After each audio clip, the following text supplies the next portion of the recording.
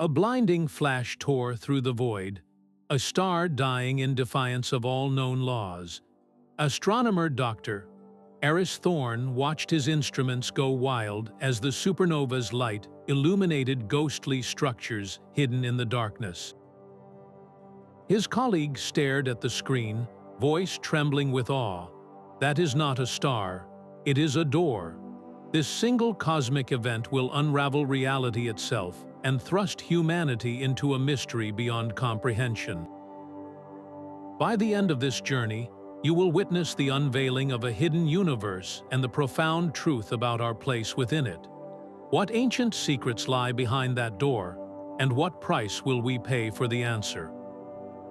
What would you risk to know everything?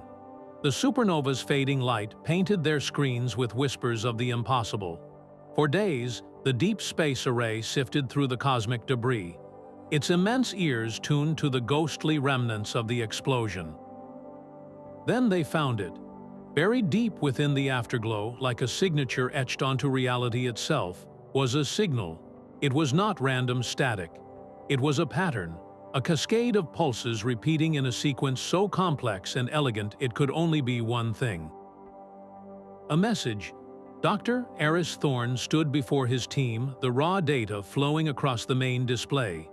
His voice was low, stripped of all scientific detachment. This is not natural. This is a message, and we are going to answer it. The room fell into a silence so profound you could hear the hum of the universe. In that moment, everything changed. They were no longer just observers of the cosmos. They were participants in a conversation. A first contact scenario was no longer a dream of science fiction.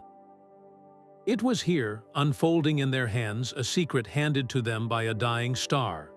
The question was no longer if we are alone. The question became, what do they want to tell us? The pattern was a key, and it unlocked a single, profound piece of information. A set of spatial coordinates, pointing to a void between galaxies so desolate it was named the Great Emptiness. And with it, a message, translated from the pulse of a dead star, repeating on an endless loop.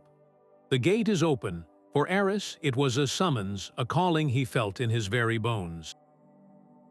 His pilot, Jax, a man who trusted his instincts as much as his instruments, saw only a void. He stood in the control room, his face a mask of grim certainty. Aris, that is a trap.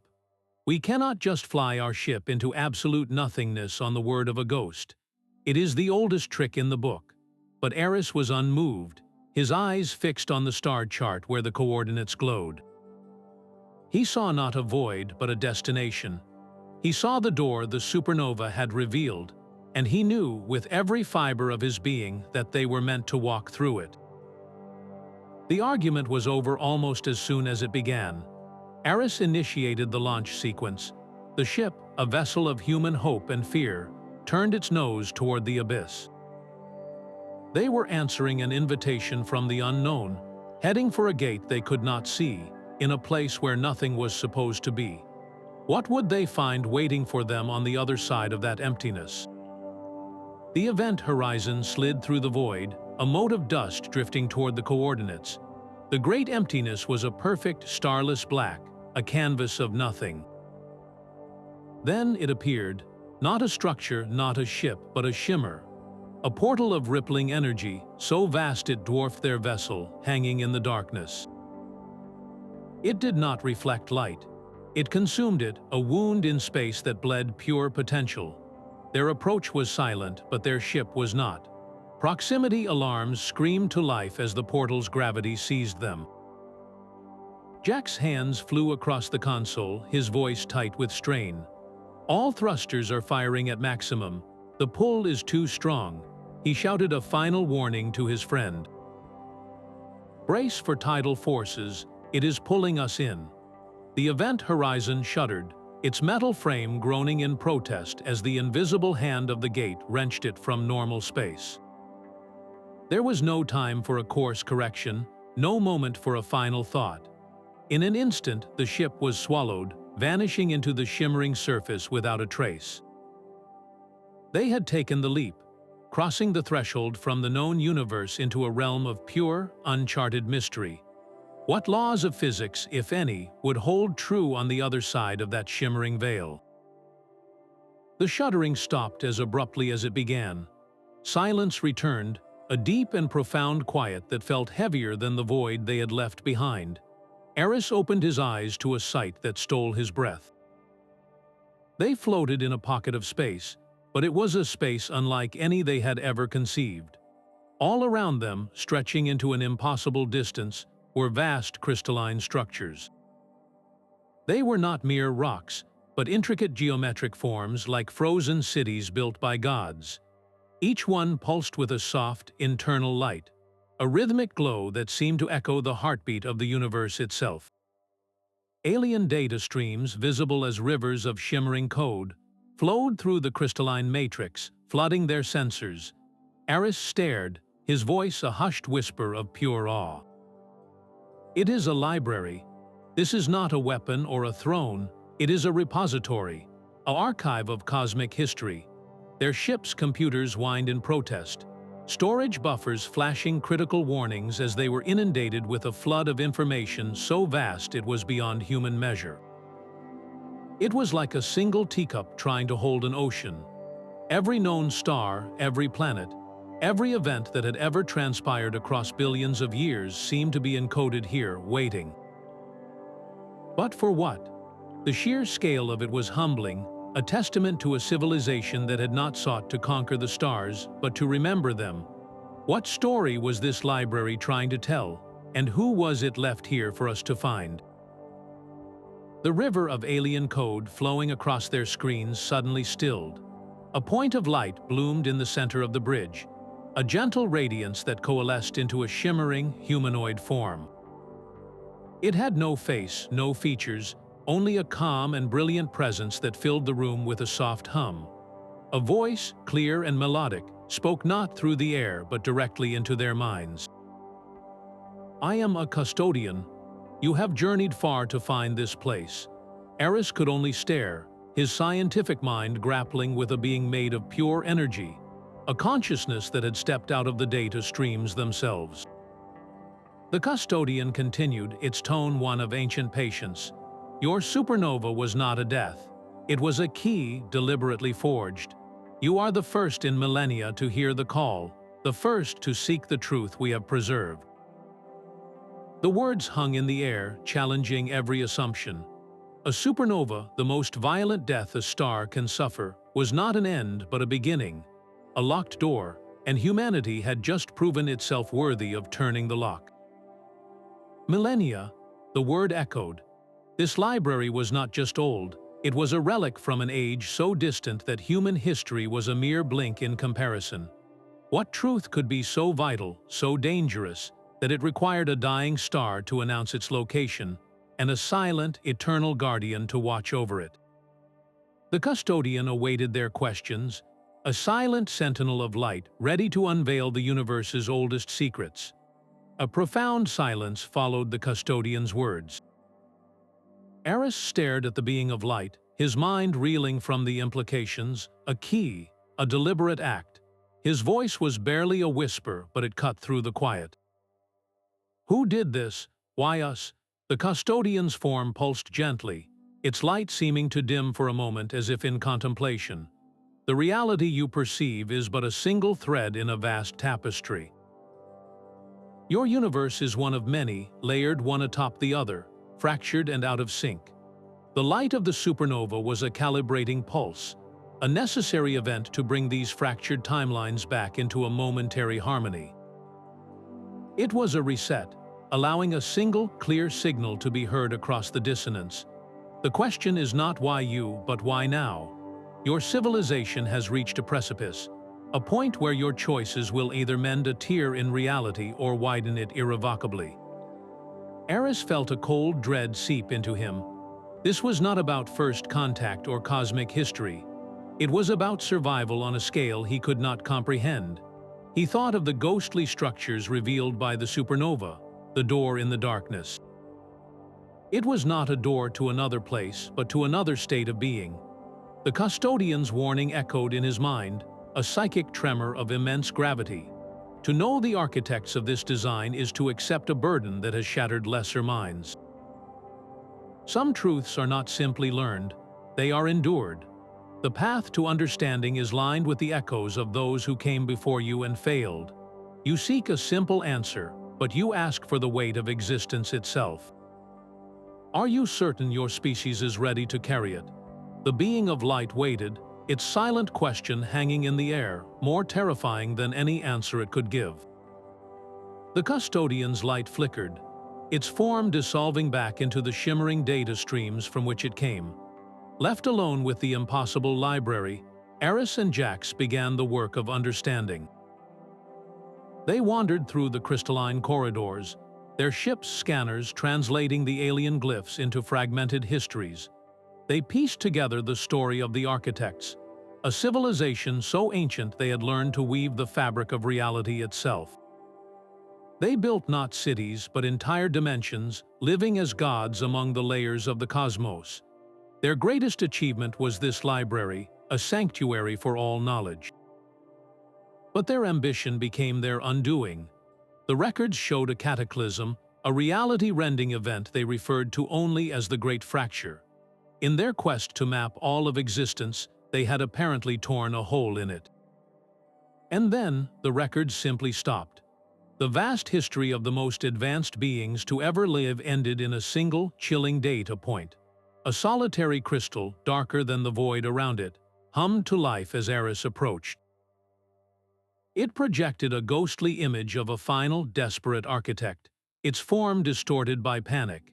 Its warning was a whisper that echoed through the bridge, "Beware the silence that consumes all." The message looped once, then the crystal went dark, its purpose fulfilled after eons of waiting. The words hung in the air, a riddle wrapped in a prophecy. What kind of force could devour a race of dimension-traveling gods? Before the question could even fully form, the event horizon groaned in protest. The ambient hum of the library, a sound they had grown so accustomed to they no longer noticed it, began to fade. It was not a gradual drop in volume. It was a swallowing, a voracious consumption of all vibration, all energy. The lights on the console flickered, their bright colors dimming to a dull, dying red. Jack's hands slammed onto the controls, his voice a raw shout that seemed too loud in the growing void. "We are losing life support. The power drain is catastrophic." This silence is not a metaphor, Aris, it is here. The null energy field was not an attack. It was a presence, an absolute absence that fed on everything in its path, and their ship was the only source of energy for light years. They were not just observers of a past tragedy. They had become participants in its unfolding. The retreat was not a choice, but an instinct for survival. Jax wrenched the ship away from the crystalline structures, its thrusters screaming as they fought against the draining pull of nothingness. They were fleeing a library that had become a tomb, carrying a warning from the grave. The door was still open, but what was waiting to follow them out? Their ship groaned, a dying beast caught in the teeth of an invisible predator. Every light on the console flickered, their last breath of power being siphoned away into the all-consuming stillness. Just as the final systems began to fail, a familiar shimmer filled the bridge. The custodian's form solidified, its light a defiant spark against the encroaching dark. It did not speak of salvation, but of terms. The silence cannot be fought, only outmaneuvered. I can grant your vessel a shield, a temporary resonance that will make you invisible to its hunger. But this protection is borrowed time. In exchange, you must assist me.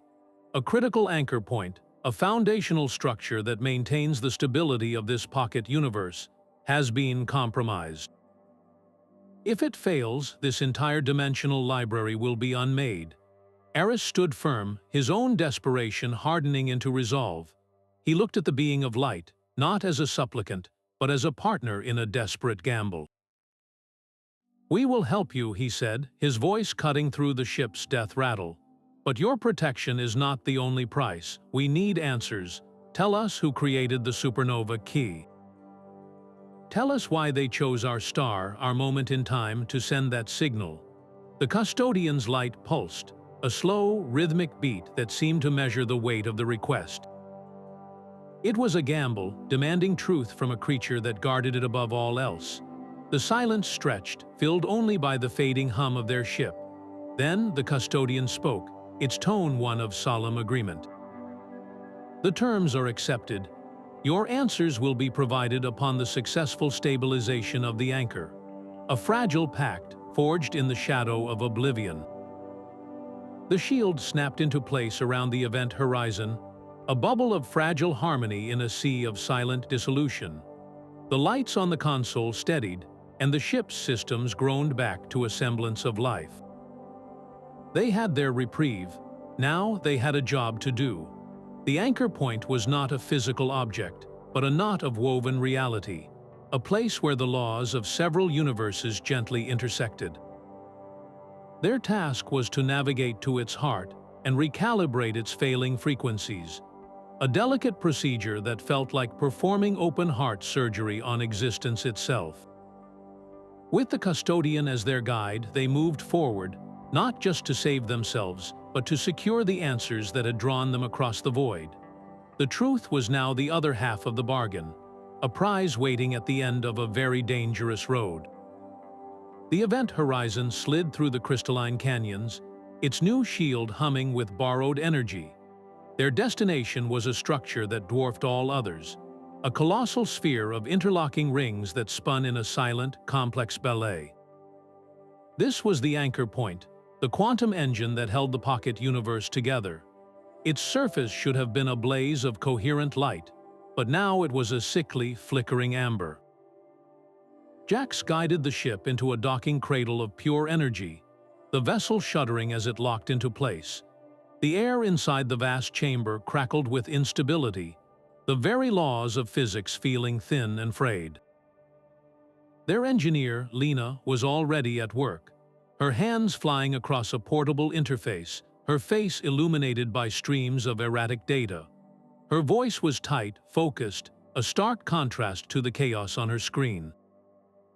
The failure is not random.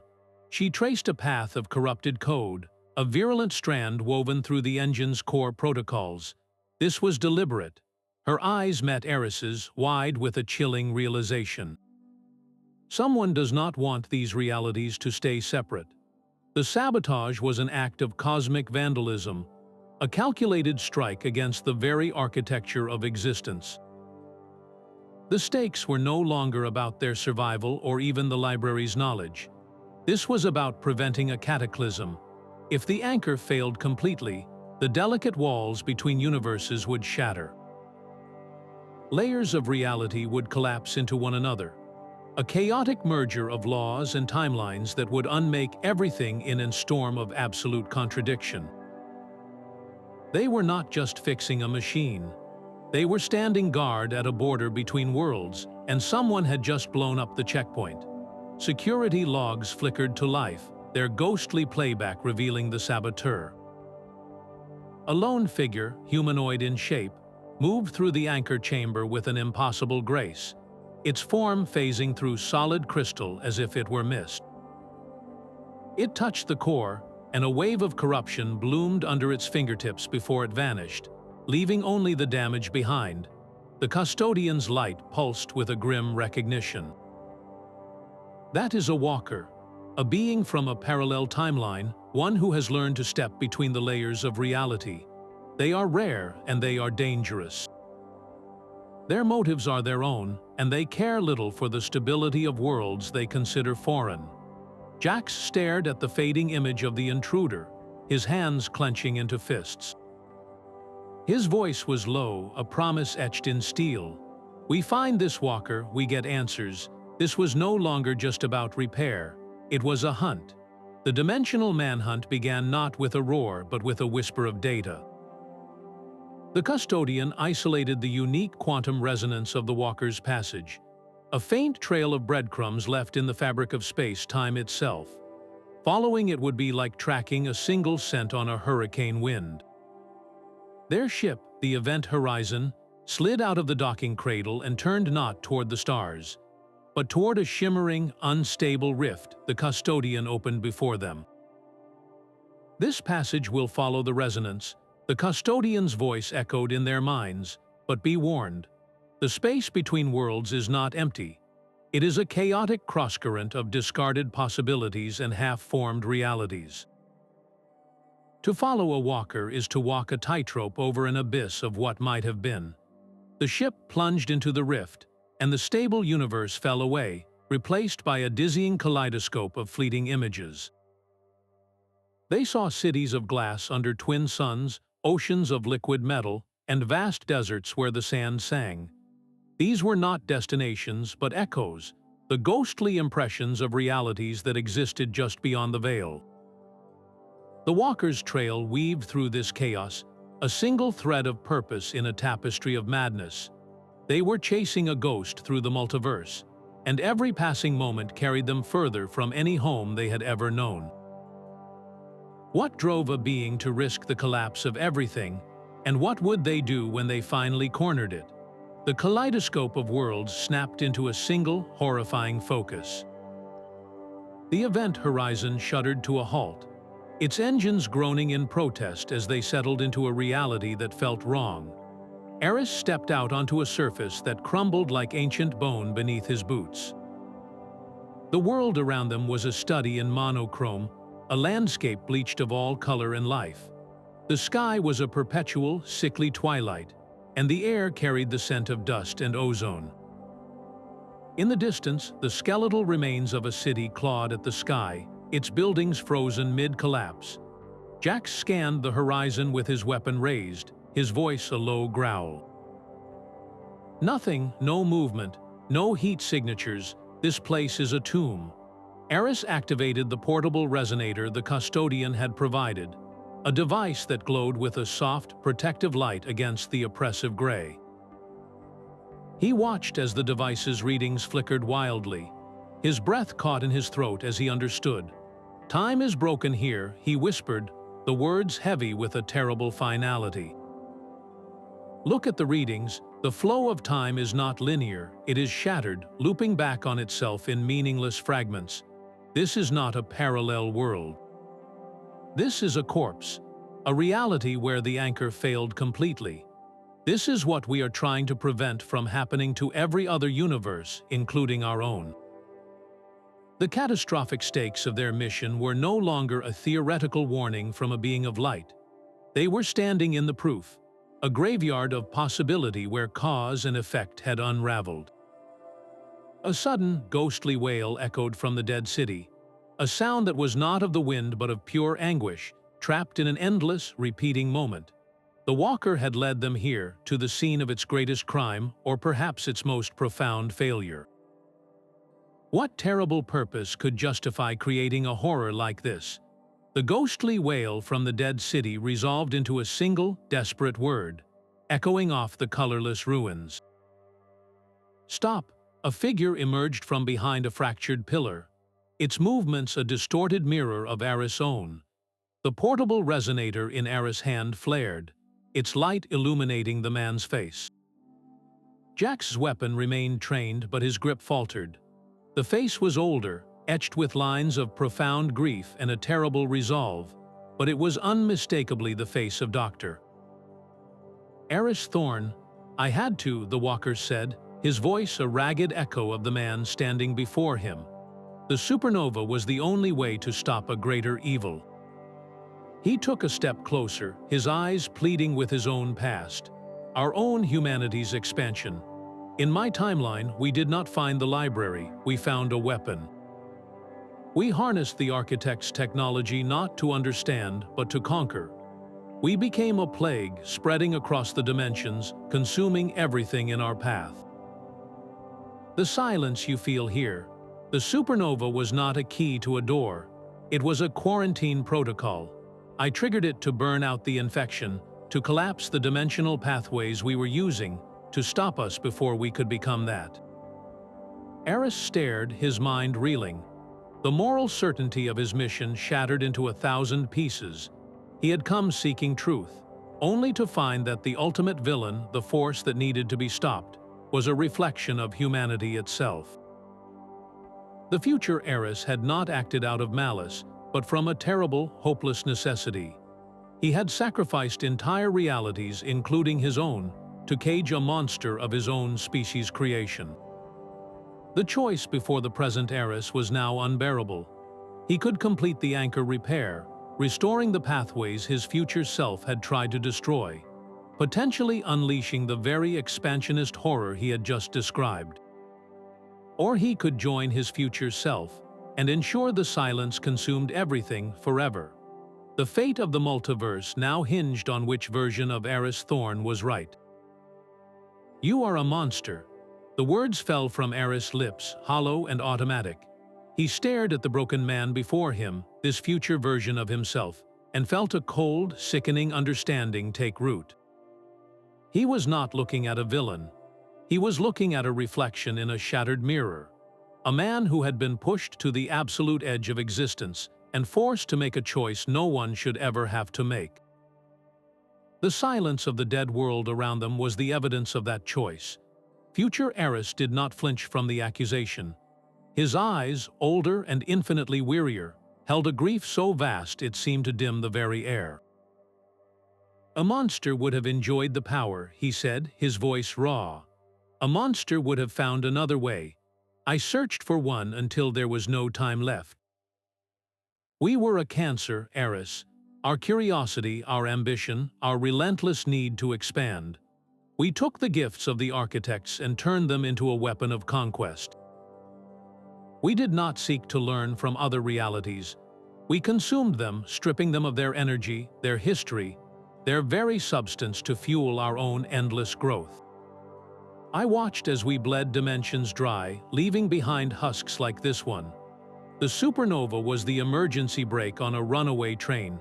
It was not an act of destruction, but of containment. I burned the bridges between worlds to save the rest of the multiverse from us. Present Aris felt the weight of every history book, every triumphant tale of human exploration, curdle in his stomach. The heroic narrative of reaching for the stars was, in another thread of reality, a story of galactic imperialism on an unimaginable scale. His own drive to answer the supernova's call, his certainty that they were meant to walk through the door, now felt like the first, naive steps on that same dark path. He had been so focused on the mystery, on the grandeur of first contact, that he had never stopped to ask what humanity might become when handed the keys to the cosmos. The bitter truth was not that a hostile alien force threatened them. The bitter truth was that the most terrifying threat to all of existence was a potential version of themselves. And one version had chosen to sacrifice countless lives and entire worlds to keep that potential locked away. The moral high ground had just crumbled into dust beneath his feet, leaving him standing on the same terrible precipice his future self had already fallen from. "This dead world is not my only failure."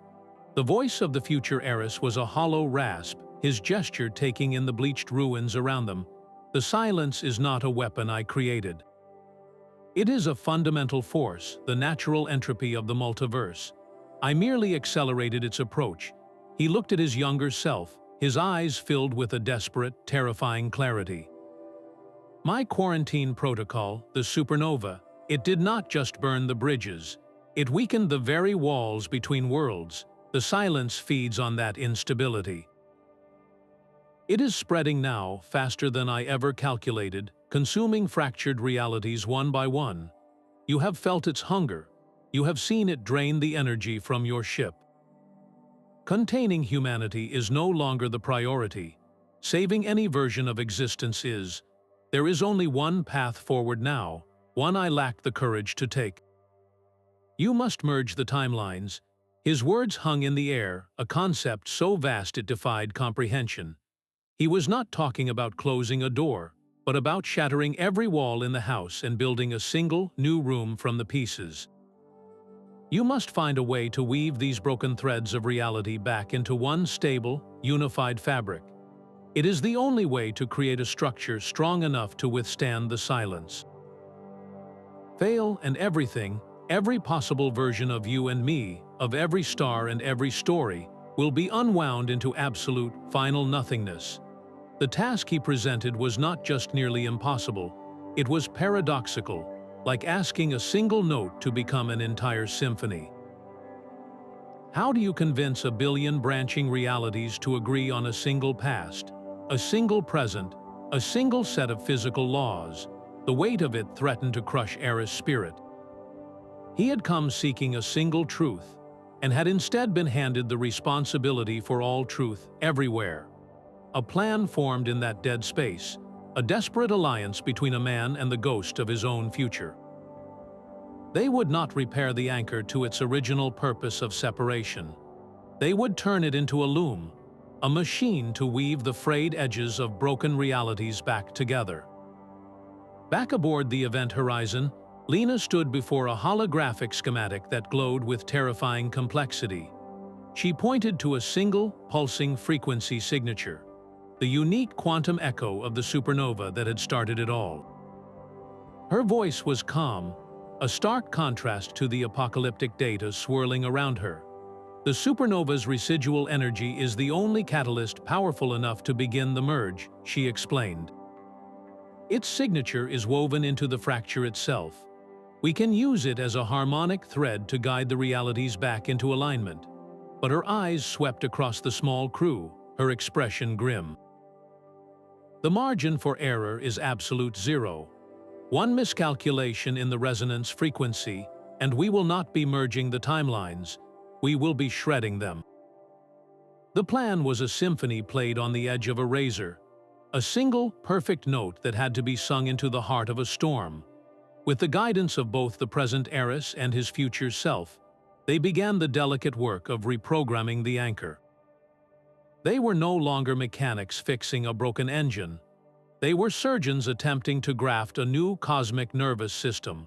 The moment they initiated the sequence, the universe screamed. The silence did not simply watch, it fought back. The void around the anchor point convulsed, birthing a tempest of negation. It was not a storm of matter, but of unmatter. A furious blizzard of anti-particles materialized, each one a tiny void hungry for annihilation. They slammed into the event horizon's shields, which flared and sputtered, draining their borrowed power at a catastrophic rate. The ship was tossed like a leaf in a hurricane, its metal frame shrieking as conflicting gravitational forces tried to pull it apart in 5 different directions at once.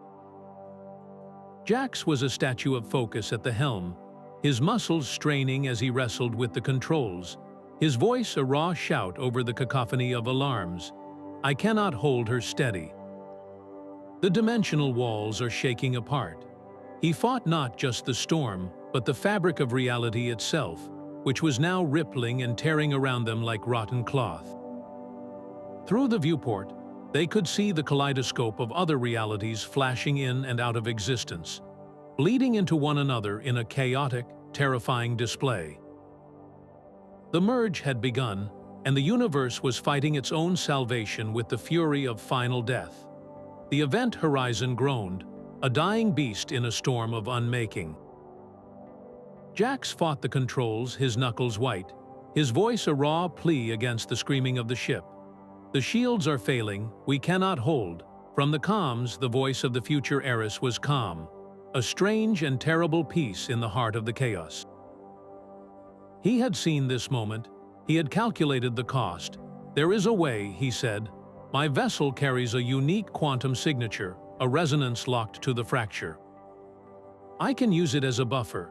I can absorb the backlash. Aris stared at the comms panel, his blood running cold. No, you cannot, that is a one-way trip. You will be unmade. There was no time for a longer argument, no moment for a better plan. The future Aris had already made his choice a lifetime ago, in a timeline drenched in regret. His voice was firm, final. Make a better future, Aris. Do not let my sacrifice be for nothing. Before another word could be spoken, the future Aris ship, a ghost from a dead reality, shot past their viewport. It did not fire weapons, it did not try to run. It flew directly into the heart of the anti-particle storm, a single candle plunging into a hurricane. For a breathtaking instant, the ship glowed, absorbing the chaotic energy that was tearing at the seams of existence. It flared with the light of 1,000 dying stars, a final, brilliant act of defiance. Then it vanished, not in an explosion but in a silent, profound unwriting. One moment it was there, a monument to a terrible choice. The next, it was gone, erased from the cosmic record as if it had never been. The storm did not end with a bang, but with a sigh. The violent convulsions of reality smoothed into a gentle, resonant hum. The kaleidoscope of bleeding dimensions stabilized, the colors and laws settling into a single, coherent tapestry. The merge was holding. On the bridge of the event horizon, there was only a heavy, aching silence. The alarms had stopped. The shaking had ceased. Aris stood alone, the echo of his own voice, a voice from a future that would now never be, ringing in his ears. "Do not let my sacrifice be for nothing." The words were not a burden, but a compass. The path forward was clear, lit by the final, fading light of a man who had given everything, including his own history, to give them this one chance. The resonant hum of the anchor was the only sound, a deep and steady thrum that now held the universe together. Where there had been a storm of unmaking, there was now a gentle, cosmic loom at work. Vast and invisible threads of causality, once severed and frayed, were slowly, painstakingly, being woven back into a single, coherent fabric. The custodian's form shimmered into being on the bridge, its light no longer battling a hostile void but radiating a quiet, profound awe. "The timelines are stabilizing," it communicated, its voice a soft chime in their minds. "You have achieved what was thought impossible. A new, unified reality is being born from the ashes of the fracture." Yet its tone shifted, the light dimming slightly with caution. "This new whole is an infant, fragile beyond measure. The merge is not a finished act, but a continuous process. It must be guarded, its initial harmony protected, or it will splinter once more, and this time there will be no one left to mend it." The victory was not an end, but the beginning of an eternal vigil. They had not simply fixed a broken machine. They had become its permanent custodians, the midwives of a new cosmos. What does it mean to stand guard over existence itself, when your every breath is now part of its foundation? The stars themselves felt different as the event horizon dropped out of its final jump. The familiar constellations were still there, but their light carried a subtle, new harmony, as if the entire sky were humming the same resonant frequency that had mended the fractured timelines. Earth hung in the viewport, a beautiful, bittersweet blue marble, but it was not the world they had left. Orbiting it were structures of impossible geometry, cities of crystalline light that pulsed in time with the anchor's hum, technologies that had never been born of human hands alone. They were looking at a planet already transformed, a living tapestry woven from the threads of 100 might-have-beens. The ship's communication console lit up, not with a hail from Mission Control, but with a unified signal from a global Stewardship Council that had not existed a week before. They were being summoned home not as heroes, but as witnesses to a birth.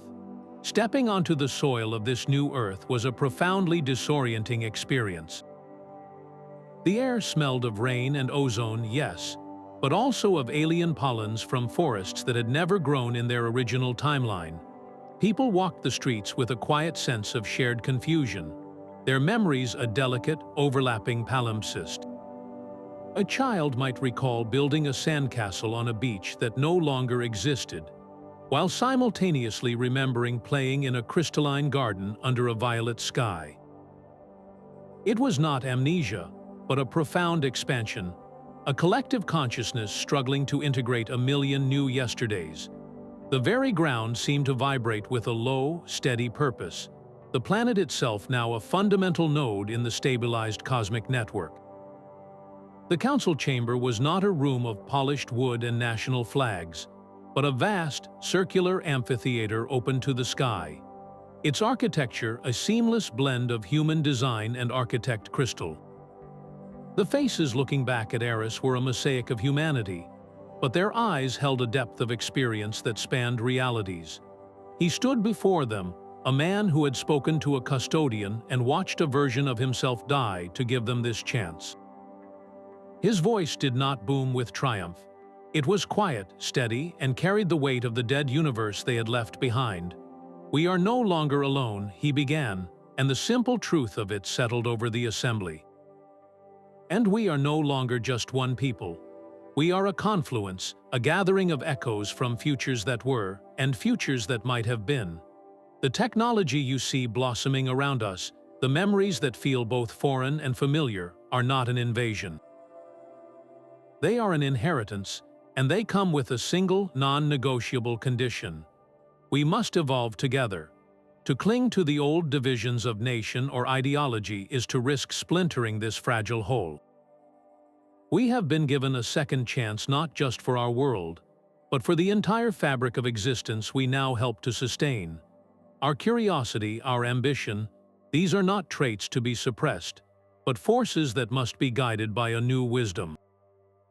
We learned the hardest possible lesson that our greatest enemy can be our own potential. Now, we have the opportunity to become something more, the guardians of that potential for all the realities woven into our own." The silence that followed was not one of shock, but of solemn recognition.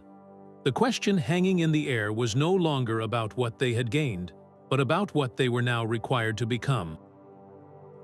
Could a species forged in competition learn the delicate art of cosmic stewardship before its old instincts tore the new universe apart? The official declaration was signed not on paper, but in the shared light of the amphitheater, a pact between human hands and the luminous form of the custodian. This was no simple treaty. It was a vow etched into the foundation of the new reality, a commitment to explore the merged cosmos not as conquerors, but as stewards. A single representative, her voice clear and resonant, addressed the assembly and the being of light. This supernova did not just reveal a hidden universe, she declared, her words carrying the weight of 1 billion reconciled histories. It revealed our shared destiny. The phrase was not political rhetoric. It was a statement of fact, an acknowledgement that humanity was now irrevocably woven into a larger, living tapestry. Our curiosity would now be tempered with wisdom, our ambition guided by a profound new responsibility. The alliance was not about claiming new territories, but about learning the delicate rhythms of a universe that had nearly died from division. "We are all custodians now," the representative continued, her gaze sweeping across the faces of world leaders, scientists, and the shimmering entity beside her. "Our mission is to understand this gift, to protect its fragile harmony, and to ensure that the silence of oblivion never again finds a foothold in the light."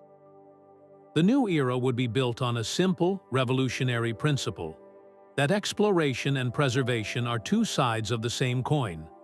The first joint missions were not launches toward distant stars, but journeys into the very nature of their own transformed planet. Teams of human engineers and architect-derived intelligences worked in concert, not to build towers to the sky, but to gently stabilize the new geological and biological forms emerging from the merge. A forest in what was once Siberia now contained trees with bark that glowed with a soft, internal light, their roots tapping into the planet's new energetic grid. The goal was not to domesticate these wonders, but to learn from them, to understand their role in the planet's health. This was the covenant in action, a promise to listen before acting, to nurture rather than dominate. The true frontier was no longer the cold void, but the warm, complex challenge of living in balance with a cosmos that had entrusted them with its survival.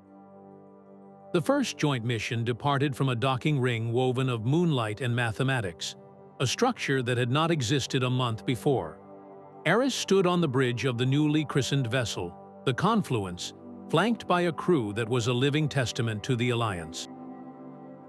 Human engineers worked alongside luminous custodians, their forms flickering in and out of visibility as they calibrated systems that bridged technology and pure consciousness.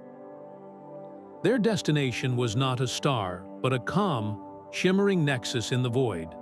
A place where the merged realities gently intersected like the calm eye of a once ferocious storm. As they slipped into the nexus, the star field outside the viewport dissolved, not into darkness, but into a breathtaking panorama of interconnected worlds. It was not a chaotic jumble of dimensions, but a vast, living ecosystem. They saw a gas giant whose swirling storms were actually intricate, living patterns of light, communicating with a nearby water world whose oceans pulsed with a soft, bioluminescent rhythm. A desert planet, its sands singing a low, harmonic hum, shared its atmosphere with a floating archipelago of crystalline forests from another timeline. These were not isolated spheres, but nodes in a network, each one sustaining and being sustained by the others. Jax, his hands resting lightly on the navigation console, let out a short, genuine laugh. The sound was a release of years of tension, a weight lifting in the face of such impossible, beautiful complexity. He shook his head, a wide grin spreading across his face as he looked at the impossible, beautiful complexity on the main viewer. "Looks like we have got a lot of exploring to do," he said, his voice full of a wonder he had not felt since he was a boy staring at the stars from his backyard. It was more than a statement. It was a promise, a declaration of intent for this new, unified era. Their mission was no longer a desperate scramble for survival or a hunt for a saboteur. It was a gentle survey, a learning. They were not conquerors arriving to claim new lands, but students arriving at a university of worlds, ready to understand the curriculum of a cosmos that had chosen to heal itself. The hope in that moment was as tangible as the deck beneath their feet. A new beginning written not in declarations, but in the quiet, thriving symphony of a universe finally made whole.